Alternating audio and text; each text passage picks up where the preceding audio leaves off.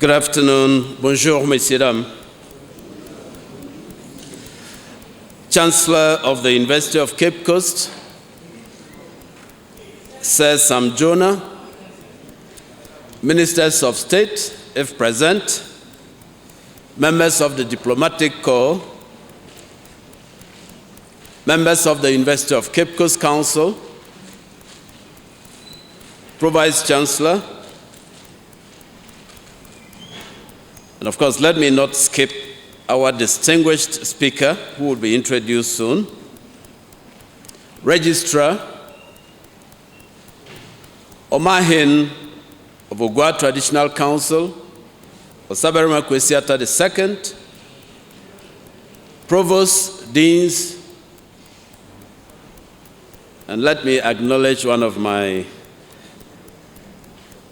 emeriti professors, Professor Eisen, who is a mentor for most of us. Nananum, members of convocation, distinguished invited guests, alumni of the University of Cape Coast, friends and members of the media, staff, students, and more particularly, let me welcome my sons from the school. I know somebody will challenge them. Ladies and gentlemen, and indeed everybody duly acknowledged here, on behalf of the Governing Council of the University, management, staff and students, and indeed the entire university community, I wish to once again welcome all of you, and especially those who were here yesterday and are here again today, to the second day of the 11th Kwame Nkrumah Memorial Lecture Series of the University of Cape Coast. The University of Cape Coast instituted the Kwame Nkrumah Memorial Lectures for a number of reasons.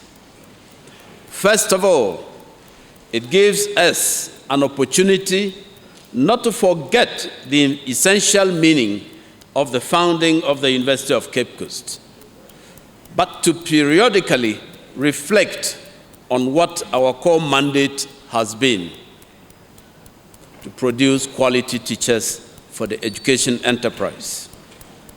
The lectures were also created to honor the man whose vision led to the siting of the first University of Education, the University of Cape Coast, in Ghana's citadel of education, Cape Coast. Kwame Nkrumah realized that education was a prerequisite and sine qua non for national development, and therefore founded the University of Cape Coast against all odds to play a key role in the effort of national development. The lecture series, therefore, remind ourselves of the centrality of our role in Ghana and Africa's development. It also tells us that as a university, we should not take things at their face value, but rather struggle to achieve quality in everything. It is a forum that paves way for academic discourse on pertinent issues that impact on us as a society. At these lecture series, ladies and gentlemen, we are reminded of the Pan-Africanist idea that Kwame Nkrumah espoused, and his greatest bequest to Africa being his agenda of continental unification.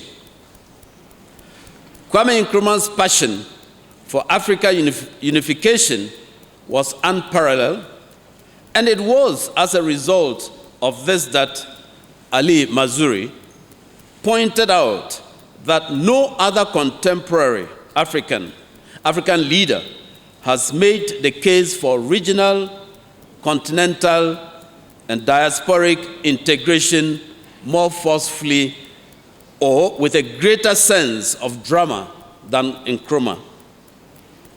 The lecture series, therefore, in a very broad sense, speak to Nkrumah's vision of Pan-Africanism, which above all else seeks to define a common ground for all Africans, wherever they may be. At this lecture, we pay glowing tribute to our first president, his vision, his nationalism, his distinctive service of Africa globalism, a globalism based on freedom and justice. Sir Chancellor, the first presentation of the Kwame Nkrumah Memorial Lecture Series was delivered in 1976 by Chief Obafemi Awolowo, who was then the Chancellor of Ahmadu Bello University in Zaria, Nigeria, at that time. His topic was the problems of Africa, the need for ideological reappraisal. Since then, we have had a number of great intellectuals, scholars, scientists, diplomats, and philanthropists, and philosophers also, both from within Ghana and outside the country, to deliver thought-provoking lectures on different themes. The lecture topics have always been deliberately capacious in order to achieve the proper sweep and thoroughness expected of such an occasion. We are exceedingly privileged yesterday and today to have Professor Plo Lumumba, a distinguished academic, an astute lawyer, a constitutional expert, and a prolific writer, to give us the 11th lecture on the theme, Africa Must Rise. Yesterday, we were reminded of the struggle to independence involving the African freedom fighters and how they stressed that colonialism should give way for Africa to develop her potentials. We also realized that Africa's misfortune, after all, was not entirely due to the colonialism, but we ourselves, including poor leadership, have contributed significantly to the state in which we find ourselves presently. Sir Chancellor, ladies and gentlemen, without taking the wind out of the sail, I wish to welcome everybody to this occasion. And I presume this lecture today will be equally insightful, thought-provoking, and captivating, like the one delivered yesterday by our eminent speaker, Professor Lumumba. I wish, therefore, to thank all of you for the attention and for coming, and my Chancellor will be giving you a lot more detail. Thank you very much. Vice Chancellor, for taking the wind out of my sail. He said exactly what I was going to say. There's no need, therefore, for me to go through what I had scripted to say. Yesterday, in my introductory remarks, I made a promise that we are hugely privileged to have this much sought-after speaker here, and that if you had come here hoping to be provoked, you will leave here provoked. If you had come here hoping to be challenged, you will leave here challenged. If you had come here hoping to be informed, you will leave here informed. And if you had come here hoping to be intellectually stimulated, you will not go disappointed. My Vice Chancellor, Nana Asaberima Kwesiata II, Gwahene Nananom, distinguished members of faculty, Professor, our invited guest, Professor Lumumba, affectionately known to some of us as PLO, and his delightful wife Celestine, Jane and the husband, the daughter that is, and the husband, and all of you, good afternoon and welcome. Ladies and gentlemen, I was going to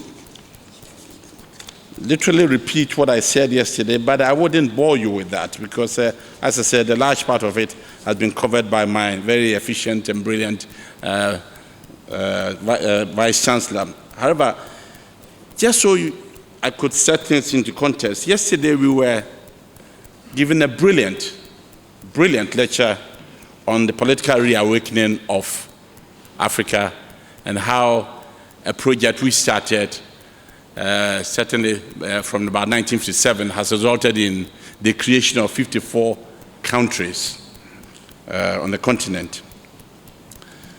The promise that came with that reawakening, I think fair-minded observers have said that the promise has not been realized.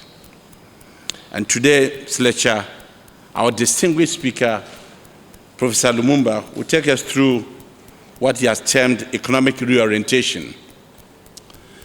Before I invite him to speak, I'd like to share a few anecdotes with you. You may not be aware of this. First of all, we have 54 African countries. We have been independent from about 1957. We are not short on water bodies.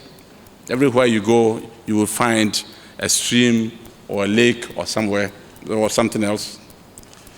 But you may not be aware of this, that almost more than 65% of all the tilapia that you consume, and which we will continue that to consume after this meeting, was imported from China. To my shock, the first time I went to your beautiful country, PLO, I went to your market, as most Ghanaians, we love doing that. We went to the market, and I saw a tilapia in the market which was bigger than myself. And I came back and told everybody this, that Lake Victoria, was just rich with fish. I was shocked when you told me yesterday that even in Kenya, a significant part of the tilapia that they consume now is imported from China.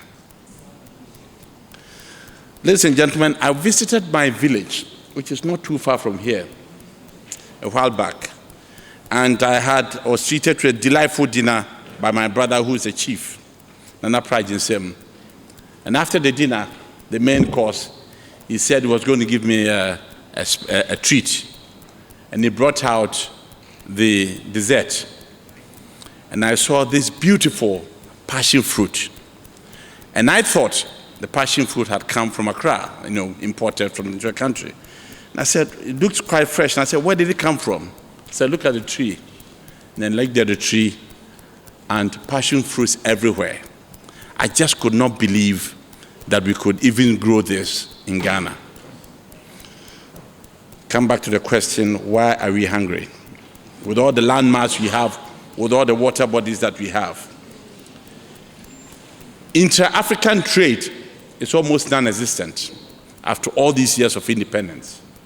You ask anybody who manufactures anything in Ghana and attempts to take that to Nigeria, it will take you much longer with more frustration than somebody who is shipping an equivalent product from London to Accra.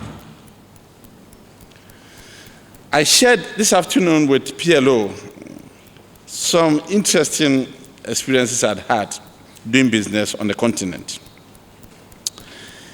I went to Guinea, and I wanted to be associated with a beautiful iron ore project in Guinea. And the iron ore project is located very close to Liberia. And Liberia, because they've been in iron ore for many years, they have a functional railway system which goes from the port to the border. And across the border is this iron ore deposit. Now, that iron ore deposit is very rich, but the viability is compromised if you have to ship all the iron ore by rail to the port. You have to construct a whole new rail system covering 475 kilometers from the border to Conakry. But less than 50 kilometers away, if you constructed the rail and joined the Liberian rail service, they had the capacity on the rail to be able to get that. So therefore, Liberia will benefit from a tariff, and you could just ship things through.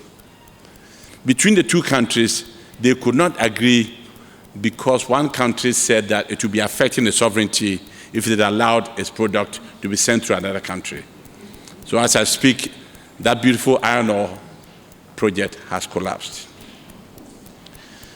I was invited by an African head of state, who remained nameless, to help him set up an international advisory council.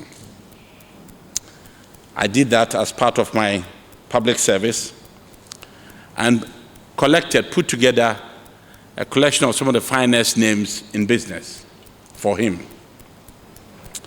We had our inauguration, and after the inauguration dinner, the banquet, one of my colleagues who was then the head of Mercedes-Benz in Germany was seated on the same table as the French ambassador. After the dinner, he walked up to me and says, "Looks like we are in trouble." And I said, "What do you mean by that?" It says the ambassador kept asking him, where did this idea come from? How come France, Paris, Elysee Palace, Paris was blindsided with all of this? Well, Paris will have something to say about that. We had 2 meetings. We have not had any for 3 years. Ladies and gentlemen, on that salutary note, it is with great pleasure that I invite Professor Lumumba to share with us the subject of African sovereignty.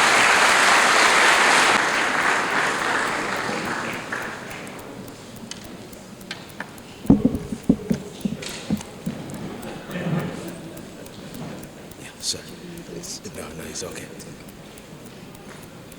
The Chancellor of the University of Cape Coast, Sir Dr. Sam Jonah, the Vice Chancellor of the University,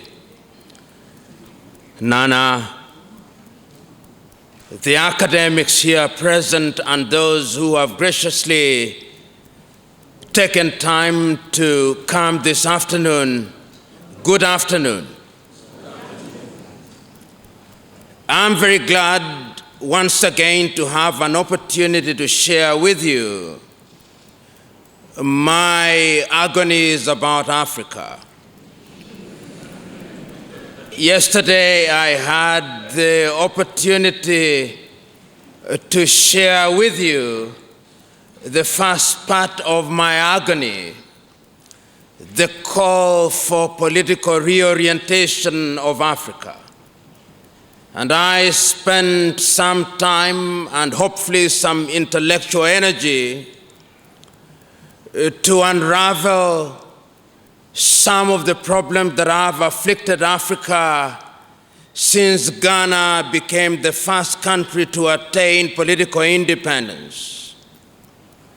Over nearly 60 years since Ghana attained independence today, we boast 54 countries that claim independence since South Sudan became an independent nation in the year 2011. But yet, Africa has not acquired the kind of independence that was contemplated by Kwame Nkrumah in the 1950s.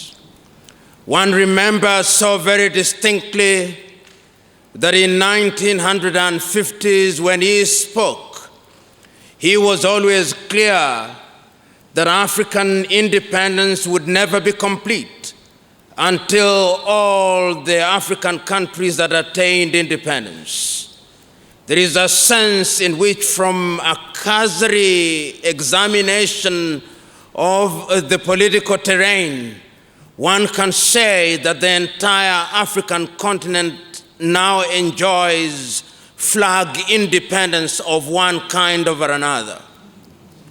And I'm deliberate in saying it is flag independence, because when one examines independence in all its splendor, the debate must still remain as to whether African countries are truly independent. So today, having laid the foundation and having made the recognition that Africa needs to reorient our politics in order to attain true independence, we are on a firm ground to ask ourselves what indeed is the state of the African economy. Today, conservatively, we are in a continent that has a population of slightly over 1.1 billion inhabitants. We have a continent whose gross domestic product combined is slightly in excess of 3.4 trillion United States dollars. We have a continent which on average has a per capita income of slightly over 1,000 United States dollars. Today, we have a continent whose generation of electricity for its 1.1 billion people is less than the electricity that is generated by Spain with its 45 million people. Today, we have a continent that is traversed by some of the longest rivers in the world: the Nile, the Congo,